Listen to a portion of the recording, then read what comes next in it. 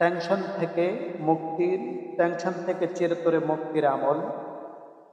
যাদের প্রচুর টেনশন, রাত্রে বিছানায় শুইলেন কিন্তু টেনশনের কারণে আপনি ঘুমাতে পারতেছেন না, আপনাদের জন্য একটি আমল নিয়ে আসছি।